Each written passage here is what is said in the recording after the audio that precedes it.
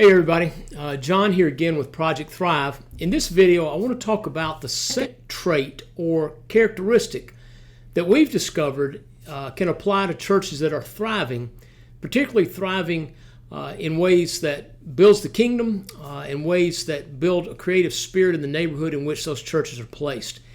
And the second characteristic is the characteristic of innovation or creativity. We were absolutely astounded in our research to find the spirit of creativity among the congregations that we studied. A sense of innovation, a sense of asking, what if? What if? For churches to be innovative, they have to be willing to take some risks. They have to be willing to be creative. Instead of saying, we can't, they begin to say, well, maybe we can.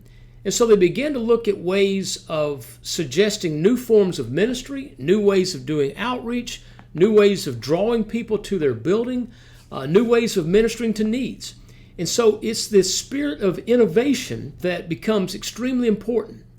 Now, the question you need to ask your congregation is, are we willing to be creative?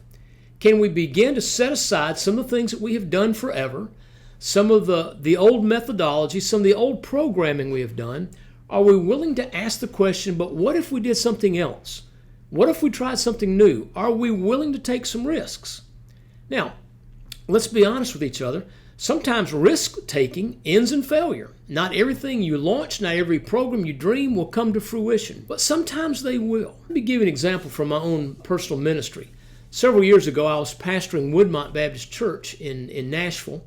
And one year we decided that we wanted to do something special for the city of Nashville for a Christmas present. So we decided we were going to do a canned food drive. But to make it a little more exciting for our people, we said, let's build a Christmas tree, a 24-foot tall tree made entirely of cans. And once we've collected all the cans, we're going to give it to some of the local food banks in order for them to do ministry. Well, one of our deacons, who was sort of leading the charge, said we're going to need to collect 18,000 cans between Thanksgiving and Christmas. Build a big tree with it. 18,000 cans. Well, that was just a God-sized dream, right? To think about collecting that many cans. But as soon as we started trying to pitch that idea, there were some people who had a lot of negative thoughts, as you might imagine. Some people said, well, what if it falls? Or what if it collapses the concrete below it? What if it rains and all the labels peel off?